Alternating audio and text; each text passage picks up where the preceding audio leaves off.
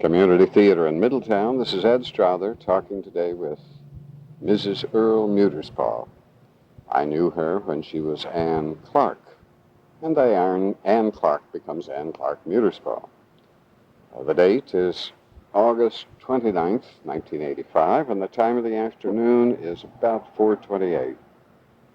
We are seated at the moment on the patio of the home of Ann and Earl, and that's about 7 miles south of Muncie, Indiana. We're on the patio overlooking a spacious lawn, and right at the moment I can see all kinds of trees and a very large lawn. I see the Colorado blue spruce, maple, oak, some pine, other spruce, and some ornamental plants way in the distance out there. I feel rather sorry for Earl having to mow this, or does he mow it? He mows it, but he gets a little help from his daughters, once in a while his wife. Okay. I trust you do have a very big riding mower. He has a tractor, as a matter of fact, yes. And where is his garden? Well, his garden is on the hill that you can see just beyond you. All right. And then he has a cornfield that you can't see here, about an acre and a half of sweet corn. This is his pet in the summer, his hobby. You do a lot of freezing, I trust? More canning than freezing, but some of both. Yeah, that's good. And you grew up in Muncie? Muncie in Delaware County. In fact, I was born in Muncie proper, and my folks moved out to this area in 1942. What was the address in Muncie? Rex Street. Let's see. I think they told me it was a 500 block. I still recognize the house, but I can't exactly tell you the numbers. You graduated from Central? Yes. Where did you go to college? I went to Hanover College for my undergraduate work. Did a lot of theater work down there. With whom? Who was your favorite teacher? Don Waters. Right. Dr. Don Waters, but we just called him Don. Mm-hmm. Do you have any memorable experiences of theater down there? Well, I suppose one of my favorite stories with Dr. Waters, I always liked to work in production as much as anything, and we were building scenery, and Dr. Waters had me cutting some boards, and I hadn't done very much of that. I'd done a lot of painting and a lot of property gathering, things like that, but I hadn't done some of the basic hammer and nail business. He had me cutting some boards, and he'd given me measurements, and I was using a measuring tape, but I didn't seem to think that a quarter of an inch one way or the other made much difference. And so when Dr. Waters started to put those things together, they didn't really fit like they should, and he explained to me very vividly that you definitely cut it just exactly the way it measured it, and the quarter of an inch did make a difference. Well, I wouldn't want you to hang a door for me. No, I'm afraid you wouldn't. You're right. Hang a door, a quarter of an inch makes a big difference. Right. After undergraduate work, you went to graduate school at Ball State. Right. Because I remember working with you. Yes, as a matter of fact, you and I did a lot of shoestring work out of the old barracks buildings. Yes, and in the tent. Oh, my, yes. You were quite active. Do you have any particular memories of that experience? Standing in the water, running the light panel, and hoping that the lightning didn't hit the panel or the post for the tent. Was that on the 4th of July? It very well may have been. We had several good storms, each summer when we were running those things, and it might have been a 4th of July. Well, one really big night I remember was 4th of July when we did Our Wilderness. Oh, yes. And Eddie Black and Phyllis Abrams, Jerry Harrell. Yes. Jerry may have directed it. I don't know. He very well may have. I can see them sitting sofa together and hear the rain. Yeah. And then we ran that ticket booth, out of your office. I guess that's what you call it in the barracks. Right. Yeah. We had a lot of fun with that. Yeah. After you got your master's at Ball State, then you went into teaching. Yes. Give us a summary of that teaching experience. Well, I started teaching even before I got my master's.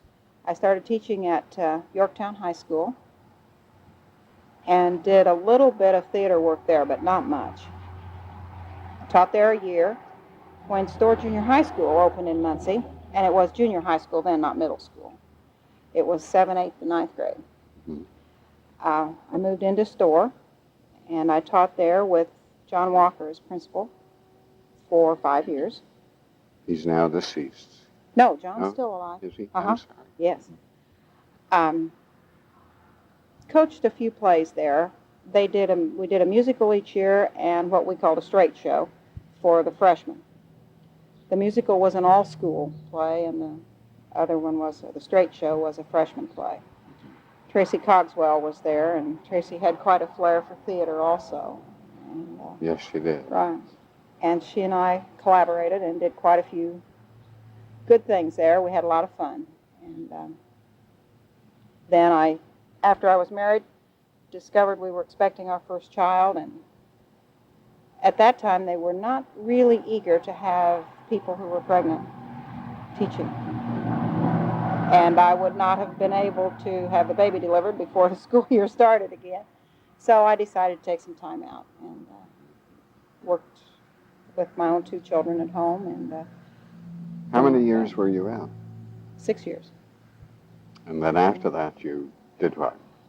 I had all intention of going back to teaching only after the 2 girls were old enough to go to school all day. But when an opportunity arose at Central High School in Muncie to coach theater, which I had always wanted to do, really actually, the coaching I did at store was almost like volunteer basis. And by the time I was ready to come back, they were paying people to coach theater, which I thought was great. And so when I found that opportunity, even though one of the kids was not actually in school until full-time until the next year, I decided to take that position. Mm-hmm. And that was in the late 60s, 69-70 school year. And we were in the midst of a great deal of unrest, both in Muncie and the country was, really. We had the rebels, the beatniks, the commune dwellers, Well, the entire free speech movement. Right. Right. And many of those people, of course, were connected with theater or felt a reason to be connected with theater. They felt there they could really find a home that was very sympathetic toward them. Yes. And I inherited quite a large group of youngsters who felt that way. And I would say that my feelings had to bend, and I had to look at life a little differently. I didn't really change the way I felt about things or my standards, but I had to find other doors to go through to get to kids. Yes. At that time. I would imagine there were a good many public school teachers who did the same thing. I think so. It was either that or be so frustrated and unhappy that you probably got out of it. Yes. Well, I could easily imagine at that time that teaching in the public school became something of a hard-hat occupation rather than a profession. Right. Right, it was to a certain extent. Well, at the present time, I know that you're a teacher of English. Right. And you have been at Muncie Central for now about 15 years. 15 years. Are you beginning your 15th year, or have you terminated your 15th? Let's see. Marguerite's 12, and 3 is 15. We're starting 16. Starting So 16. You're on your way to earning just a jolly good retirement one of these days. Yes. And you might even be looking forward to it. I am, to a certain extent, yes. Well, we certainly want to talk with you also because you were a president of the board of Muncie Civic Theatre. But I know that before you become president, you have to work a little bit so that people know you as a very dependable, energetic worker. That's true. So I would like to go back to your very first experience with Muncie Civic. Do you recall what it was, by any chance? It was even before I had any dreams or thoughts that I might even be able to do anything toward the administrative duties at Civic Theatre. Irene Belcher was working at Civic Theatre, and she was coaching a play. I may be able to think of the name of it before long, but she had tryouts. I had done a little work with Irene in children's theater, and she was having tryouts. And she had them at the old Masonic Temple where Civic used to perform. because she was working with the children in this play, and it'll take me a while maybe to think of the name. I'm not even sure that's I okay. can. We have time. But at any rate, I went to try out, partly because I was interested in theater and partly because I liked working with Irene so much and knew that she was going to be working with this play. Well, I didn't get the part, but that's not unusual for anyone who tries out, if you know about that. Mm-hmm. But I said to her, and I think I probably was a junior or senior in high school at the time. I said, what could I do to help with this? I know I can't be on stage. I didn't get the part, but I want to be part of this. And so she gave me some little job helping to collect props or something, and I thought that was really great. And that was my really very first introduction to civic theater, I think. Mm-hmm. And then I went on off to college, and then I came back. And I knew that I was interested in theater, and so somehow or another I just appeared down there to work. I really think that's probably the way you get your best workers anywhere. Yeah, but what did you work? What did you work at? Was it props? I started working at props and set construction and that kind of thing, and soon found that what I really liked to do was like stage manager work, along with once in a while being on stage. And of course, I had worked out at Shoestring mm-hmm. in just a backstage capacity, lighting and all sorts of technical work. And I just decided that Civic was a place that you could meet a lot of people, and it was a hobby that I liked to further as more like an avocation, really. And so I worked down there, got into some assistant directing because I knew people who were directing, and I liked that aspect of it because at Civic at that time, the assistant director often became the stage manager during production time. Yes. And so that was something that I really liked to do. And then I can't remember which play. Well, I know it. Yes, I do remember which play came first. I tried out for The Mousetrap and got the lead in The Mousetrap. And that was the first time that I was on stage at Civic Theater with lines, real lines and everything. Do you recall who the director was for Mousetrap? I want to say it was Bob Robbins, but I don't know. I think maybe it was. I know you didn't do it. No, I don't think Betty did it. It must have been Bob, because the next show I was in, Dick Hoops did. And I remember that because it was Tea and Sympathy. And at that time I was teaching school, and that was the year before I got married. And Dick Hoops, I had thought about trying out, and Dick asked me if I was really going to consider it heavily, and I told him yes, I guess I would. And tried out, and we talked about who would play opposite me, and wound up, it was a student of mine at Store at the time. Oh. So that made for sort of an interesting approach. And I remember that. Were there any repercussions about that? No, there weren't. Everybody accepted it. Right. The young man's name was Page Gifford, and I really don't know now where he is or what he's doing. I have no idea. But he and I were friends at the time, as well as he was my student. I knew his mother, and just felt like I knew Page, and it was a lot of fun to work with him. Bill Jennings was in the show.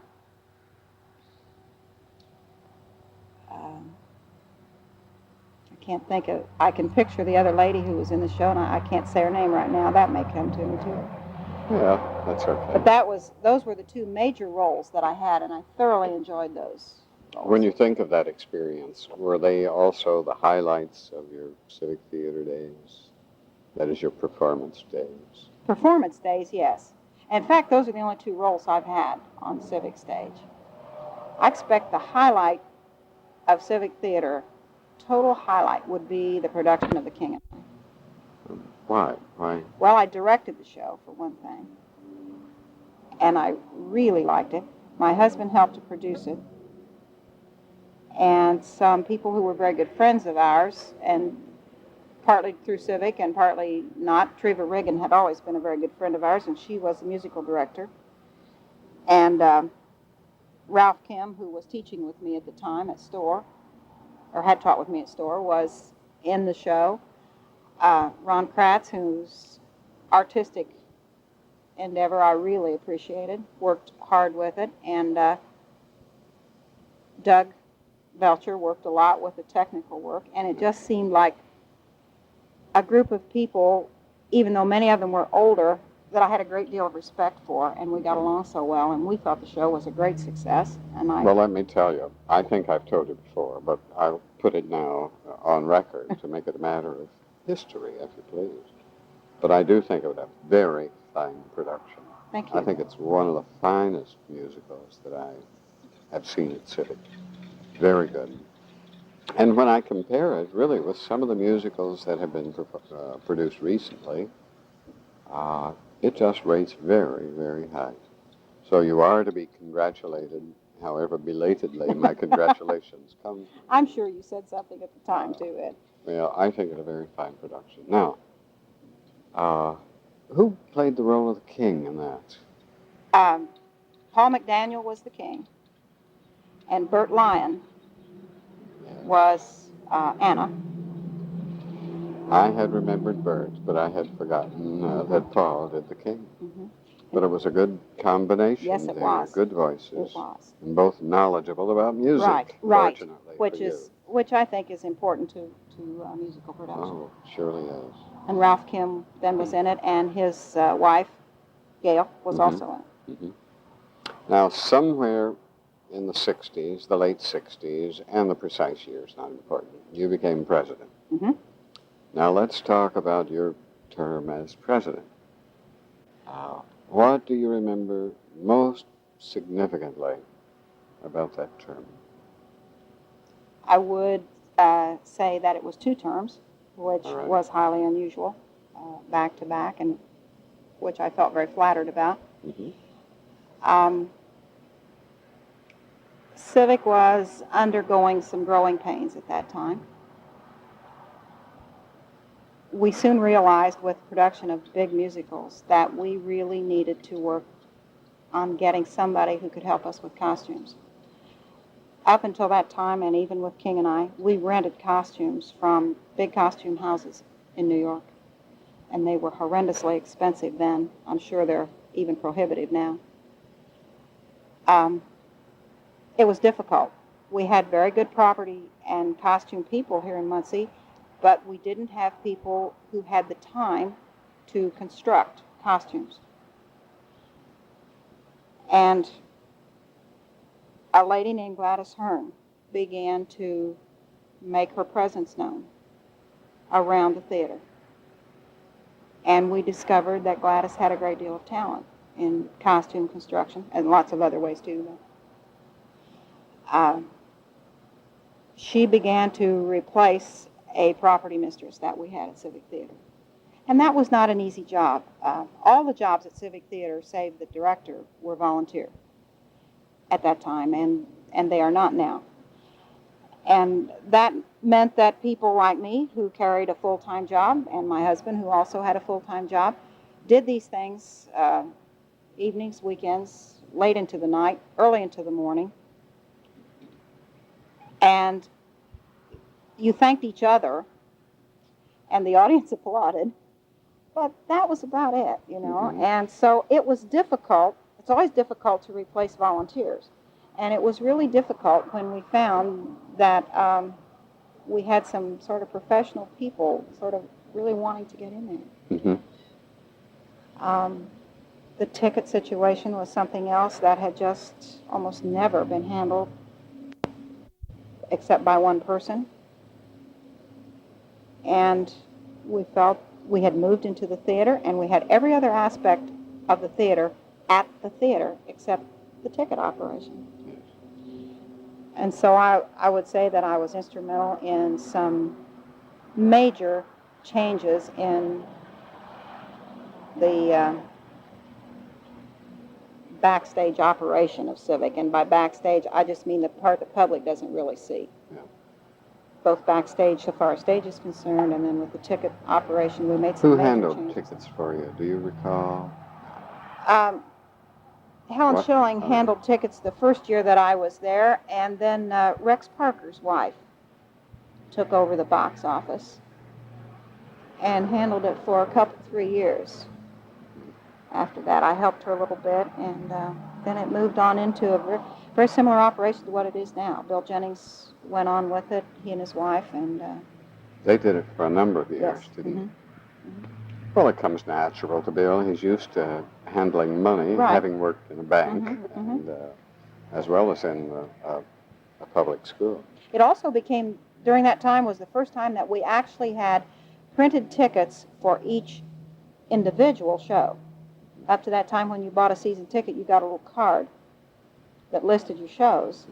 And we didn't do very much over-the-counter selling of single tickets. So I think that was a time when we began to reach out to the public for 1 or 2 shows as well as a season ticket. These are the things of which you are most proud. I would say so. Helping it to get established in new routines. Uh-huh. Now let's flip over to the idea of most memorable experiences during your term as president. And if you don't recall one, I'm going to recall one for you. I'm going to recall one. I hope I don't take yours because maybe I can help you discuss it. I don't remember which year it was, but we always had an annual Civic Theatre banquet at the end of the season. And we sold reservations and what have you. And frequently it had it at Old Country Club, things like that, places like that. And we had planned to have this one at the Elks Country Club because it was new at the time and was a little bigger and a little different. And we got down to about 2 weeks before, and the Elks were renovating the area and came to me and said, we simply cannot have it. We are not able to take care of such a large group now due to our remodeling. And of course it was difficult to find any place, and we had just moved out here. So I said to the chef at the Elks, would you cater it at my house? And he said, yes, I would do that, but we can't have the group here. So he catered that party, and there were some 50 or 60 people involved, I suppose. Turned out to be beautiful weather, which was good for us. We had a band out here on the patio, over in the corner. We danced, we had terrific food, we had a great time, and I felt like I really got to host Civic Theater and help to pay them back for all the good times I'd had there, and had never planned to really do that. Well, I missed that meeting, but I certainly heard about it. I think I came to one the following year, or maybe 2 years later, because you've had more than one such function. You've probably been to a cast party or two, because we've had several. Well, I can't recall what it was, but I do remember Jim Harden. Mm-hmm. Yes, Jim had directed a show, and it was some show that you and Jim Harden had worked together with. Mm-hmm. And everybody was invited out here, and we were all duly impressed by the pleasantness of the evening and the hospitality that you and Earl showed. Well, that was not the memorable experience that I had in mind. The memorable experience, I know. I'll bet you do too. Now I do. I'll bet you do too. Uh-huh. But it was during a production of Guest in the House. Right. And the young lady who was playing the role of the mother in that show, as I recall, had a case of laryngitis. She had advised, I was director of that show, she had advised me that she had laryngitis, but she was sure that her voice would be all right by curtain time. We waited until 5:30, 6:30, and then we had to take emergency measures because the young lady called and said, I'm sorry, I know now that I'll not be able to make the performance tonight. Well, my question was, where is the president of Muncie Civic Theatre? And we called your home, and we were informed that you and Earl were dining over at the Elks Club, which at that time was just right around the corner from Civic. We sent a messenger over there looking for you, and the word came back from the messenger, yes, Ann Muterspaugh would come over, but not until she had finished her meal.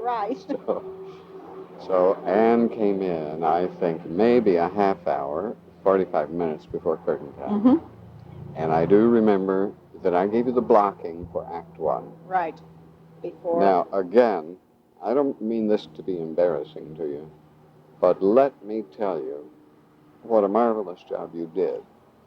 With that few minutes of instruction and Fred Jordan's help. Right. Because when you didn't make your mark, when you weren't right where you were supposed to be, Fred Jordan would take you with his arm around your shoulders and lead you to the precise mark. Right. That had to be. I can't understand why I didn't say that to you, because you're absolutely right. That had to be frantic for you. It was.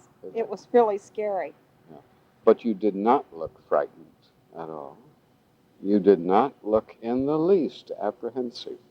Well, you have to say, and I have not to embarrass you, but I had a pro tell me that probably I could do it, and I tended to believe and still do a great deal of what you say, particularly about theater. Plus, Fred was very, very good at making the whole thing look as though it were pretty normal. You remember I carried the book because, of course, I didn't know the lines. Yeah. But the audience loved that, I think. I've had people say to me, I totally forgot after very few minutes that you had a book in your hand. Mm-hmm. And I was almost reading cold copy because I was familiar with the play, but I hadn't read the script really closely. Well, people who were in the audience didn't know that during the intermission, I gave you the movement of the act to follow. Right. It was no intermission for me. It was. You had to be really very, very cool to have absorbed all that and to have made those movements and taken those actions and got into the emotion of the moment in the play. So I had many people, including the president of Ball State University, Jack Emmons, said, "Wasn't that splendid? Wasn't that amazing?" And it really was. I've thought since then that if I ever, as director, if I ever really got in a bind, I would say to somebody, I think you could do this. Because I think it can be done. It's not easy, and I'm not saying that egotistically, but if people on stage are understanding too, that makes a big difference. Yeah. Well, you're no longer president of Civic. You are back home, and you've had to mind the children and see that they grow up properly, and that takes a bit of time. But when you reflect upon Civic, whether now or in the past, and when you think about things that you would really like to see them do, does anything in particular come to mind? There's a long pause. Right, there's a long pause. That means you're really reasonably satisfied. I am. With Civic as it is today, I have seen a good many of the shows. I feel like they still are trying for a very professional approach to amateur theater, which I think is important. One of the things that I would strive with students if I were still directing. I think their children's workshop has been a real addition and a very good addition to Civic, and I like seeing them do those plays for adult audiences, which I think is important for the kids. I like the fact they're in that old building. I would hope that that would not change. I probably should have inserted that. My mother always said I had theater in my veins, because if that's the way you really get interested in theater, her father was the stage carpenter at the Star Theater. Oh. Which is what the Civic Theater is now, where the Civic Theater is now. Mm-hmm. And she sold tickets to vaudeville shows. And I didn't my know that. uncle ushered and worked backstage. And my great-grandfather was the head stage carpenter at the old Weiser Grand vaudeville show house here in Muncie. So Mother always said that probably one of her kids, and she wound up with just the two of us, would have some theater in their veins. And she thought that's the reason why I was so eager to work with theater. And Fred Feemeyer was a friend of my grandfather's, and Fred was a stage carpenter. And Mom said, that's why you like to work backstage so well. We were interested there. But I think it's really a good thing that Civic took a good old building, both for Muncie and for Civic Theater, and has made real theater out of it. Mm-hmm. I enjoy some modern approaches to theater, and I think they certainly have their place. But I'm glad that we are giving Muncie the opportunity for some real good old proscenium theater. Good for you. Yeah. Well, let's take a minute here to sign off. This is Ed Strother for Community Theater in Middletown, and I've talked today with Ann Clark Muterspaugh. Time of the day is almost 5 o'clock now on August 29th, 1985.